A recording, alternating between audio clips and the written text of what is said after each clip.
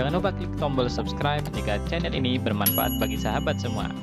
Dan nantikan update materi dari Ben Peter.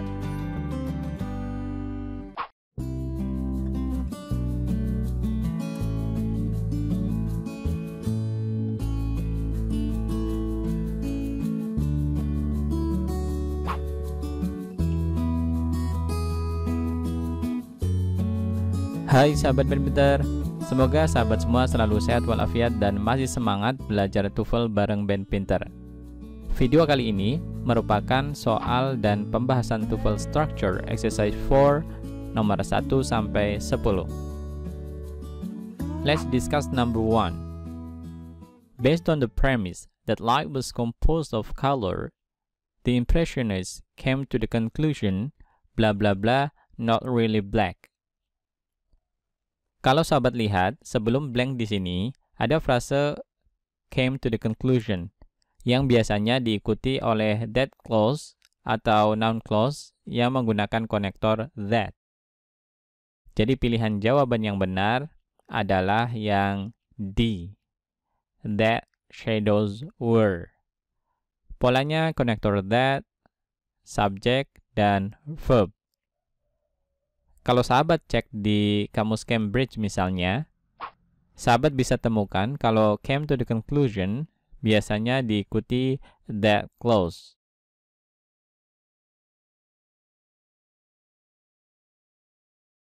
Ini masuk noun clause after certain words. Noun clause yang letaknya setelah kata-kata tertentu. Bisa noun, adjective, ataupun verb. Di sini setelah came to the conclusion. Berdasarkan pada premis bahwa cahaya terdiri dari warna, Impressionis sampai pada kesimpulan bahwa bayangan tidak benar-benar berwarna hitam. Pilihan A salah, which was tidak diperlukan di sini. Setelah subject shadows juga butuh verb. Pilihan B salah, penggunaan was and grammatical. Conclusion tidak bisa jadi subjek karena jadi objek dari preposisi to. Penggunaan which juga tidak tepat. Pilihan C juga salah. Were tidak diperlukan karena Impressionist sudah punya verb came. Selain itu, pilihan C ini juga tidak punya konektor. Selanjutnya soal TOEFL number 2.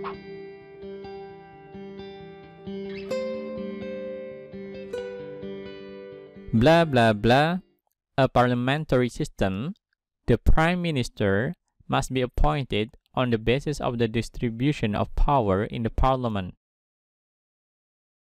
Kalau sahabat lihat, pilihan jawaban yang ada semua berupa verb. Ada verb 3 seperti pilihan A dan B, ada verb ing seperti pilihan C, dan ada verb 1 plus S pada pilihan D. Dari keempat pilihan ini, pilihan D bisa dipastikan salah. Verb 1 plus S atau IS, sepengetahuan saya biasanya tidak mengawali kalimat. Pilihan A juga salah. Considered di sini tidak bisa berfungsi sebagai adjective. Artinya tidak bisa menjadi satu frase dengan a parliamentary system. Karena di sini ada a yang biasanya menjadi penanda penggalan frase. Sekarang pilihannya tinggal B dan C. B ini maknanya pasif, dianggap atau dipertimbangkan. Pilihan C maknanya aktif, menganggap atau mempertimbangkan. Dan jawaban yang benar adalah pilihan B, to be considered. Supaya dianggap sistem parlementer, Perdana Menteri harus ditunjuk berdasarkan pada pembagian kekuasaan di parlemen. To be considered sampai system ini menjelaskan the prime minister. Pilihan C salah, considering maknanya aktif, padahal konteks yang tepat adalah makna pasif, to be considered. Next, soal TOEFL number 3.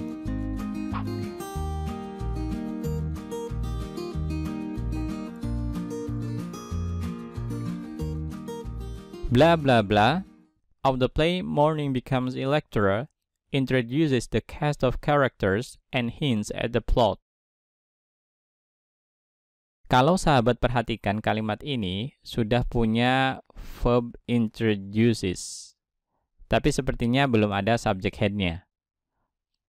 Morning Becomes Electra ini menjelaskan play, dan play sendiri jadi objek dari preposisi of, sehingga tidak bisa jadi subject head, yaitu subjek yang mempengaruhi penggunaan verb. Apakah verb untuk subjek tunggal atau jamak? Jadi bisa dipastikan, di sini perlu diisi bagian subjek yang hilang. Pilihan A, the act first, ini salah. Seharusnya the first act.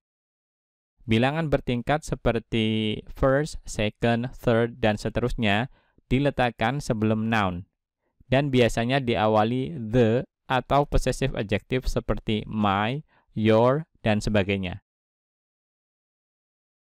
Pilihan B, Act 1, ini jawaban yang benar. Adegan 1 dalam drama Morning Becomes Electra mengenalkan karakter para pemain dan petunjuk alur cerita. Bilangan pokok seperti 1, 2, 3, dan seterusnya biasanya diletakkan sebelum noun, tetapi bisa juga diletakkan sesudahnya, seperti Act 1 di sini. Pilihan C, Act First, salah. Seharusnya menggunakan bilangan pokok Act 1. Pilihan D, First Act juga salah. Sebelum first, seharusnya pakai the. Berikutnya soal TOEFL number 4.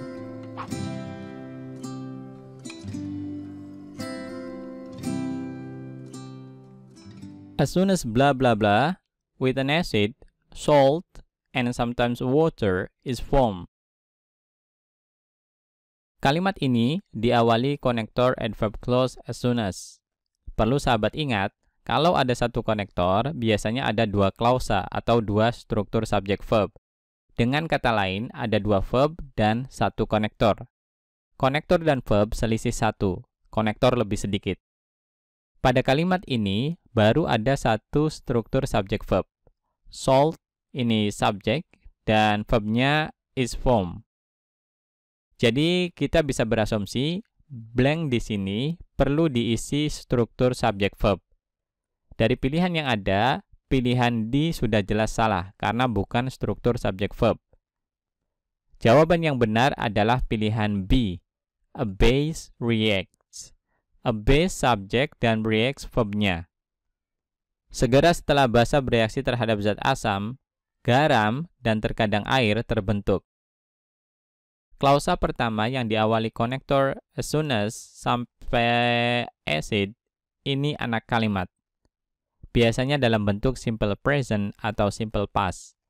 Dan salt sampai form, ini induk kalimatnya.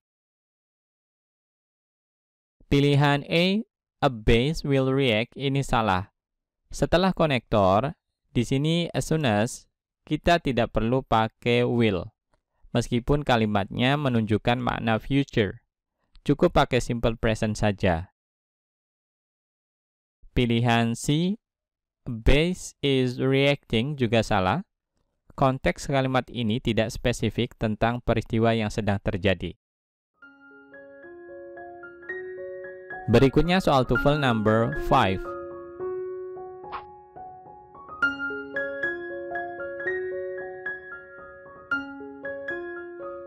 The Internal Revenue Service, blah blah blah, their tax forms by April 15 every year. Kalau sahabat perhatikan, kalimat ini sudah punya subjek the Internal Revenue Service, tapi belum punya verb. Dari pilihan jawaban, kita bisa tahu kalau soal ini terkait penggunaan make yang merupakan causative verb. Kata kerja yang digunakan untuk menyebabkan objek melakukan sesuatu. Artinya bisa memaksakan, mengharuskan, atau mewajibkan. Pilihan A, makes all Americans file, ini jawaban yang benar. Pola causative verb make adalah make plus object, di sini All Americans, plus base verb, di sini file. Internal Revenue Service mewajibkan semua warga Amerika melaporkan pajak mereka paling lambat 15 April setiap tahunnya. Pilihan B salah karena setelah objek pakai to infinitive. Pilihan C salah karena secara makna doesn't make sense. Di sini juga kurang verb. Dan pilihan D juga salah karena setelah objek pakai verb ing. Selanjutnya soal TOEFL number 6.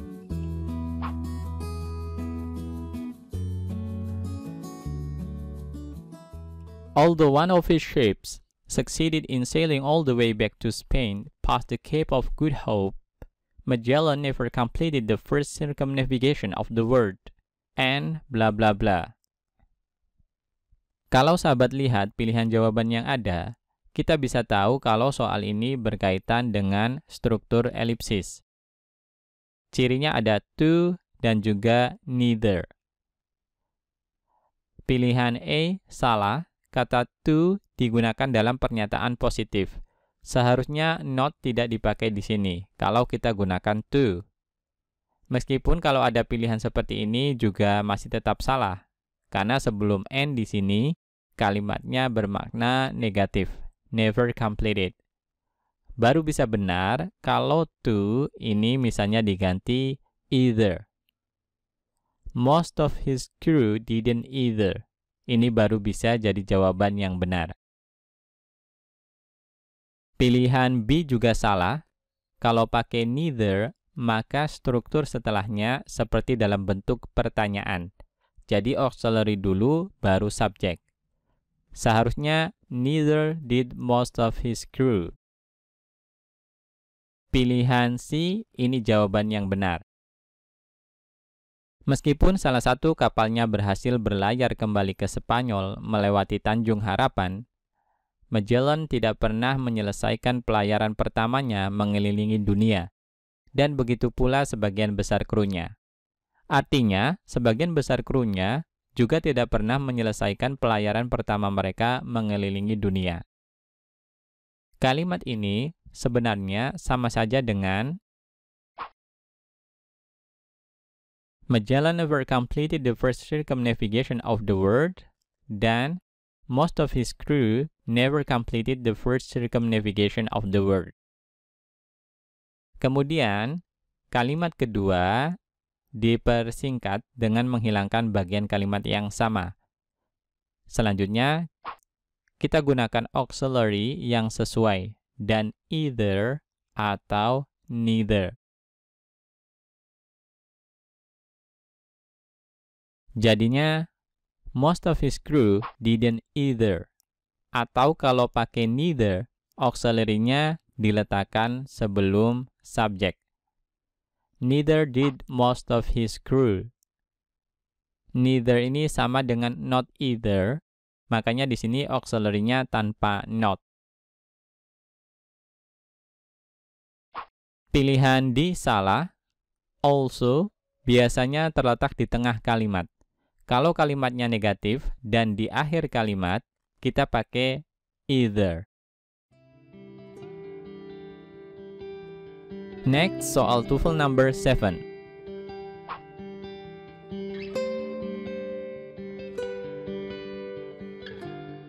To answer accurately is more important than bla bla bla. Kalimat ini menggunakan struktur comparative. Cirinya ada more dan than. Lebih penting daripada.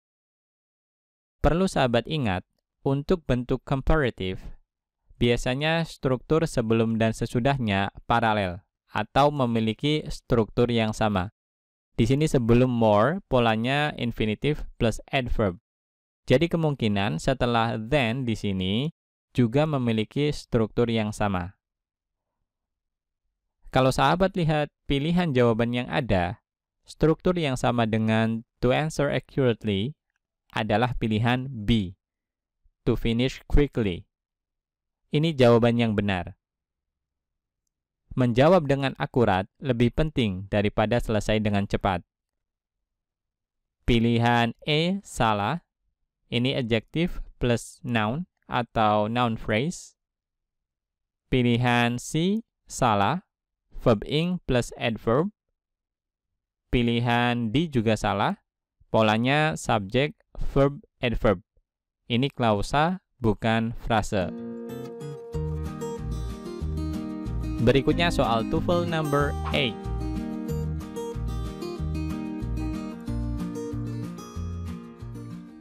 Weathering, blah blah blah, the action whereby surface rock is disintegrated or decomposed. Kalimat ini punya konektor whereby yang diikuti struktur subject verb. Sebelum whereby di sini ada subject tapi belum ada verb. Jadi hampir bisa dipastikan yang missing di sini adalah verb. Pilihan A, it is, salah. Subjek it tidak diperlukan karena sudah ada subjek weathering, nanti double subject. Pilihan B, is that, juga salah. Connector that tidak diperlukan karena di sini cuma ada dua verb. Jadi cukup satu konektor saja, tidak perlu ditambah that. Pilihan C, is, ini jawaban yang benar. Is menjadi verb dari subjek weathering. Pelapukan merupakan proses atau efek di mana batuan permukaan hancur dan terurai. Pilihan D, being, ini salah. Verb ing tidak bisa menjadi verb yang merupakan syarat lengkapnya kalimat bila tidak didahului to be, seperti am, is, are, was, were, been, dan be. Selanjutnya soal TOEFL number 9.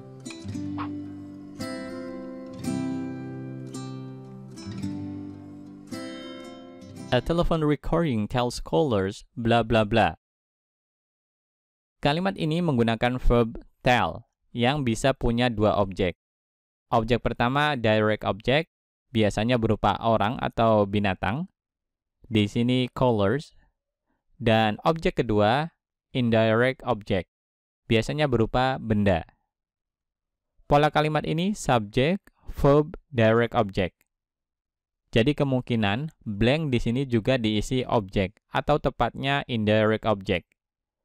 Objek bisa berupa noun atau sejenisnya. Kalau klausa pakai noun clause. Pilihan A, what time the movie starts, ini jawaban yang benar. Ini noun clause yang menggunakan konektor what. Rekaman telepon memberitahu pemanggil jam berapa film mulai tayang. Pilihan B, salah. Seharusnya subjek dulu baru verb. Pilihan C, salah. Auxiliary does tidak diperlukan dalam noun clause karena yang digunakan adalah struktur pernyataan, bukan pertanyaan. Kalau pakai does, ini bentuk pertanyaan. Pilihan D juga salah. Ini ungrammatical. Terakhir soal TOEFL number 10.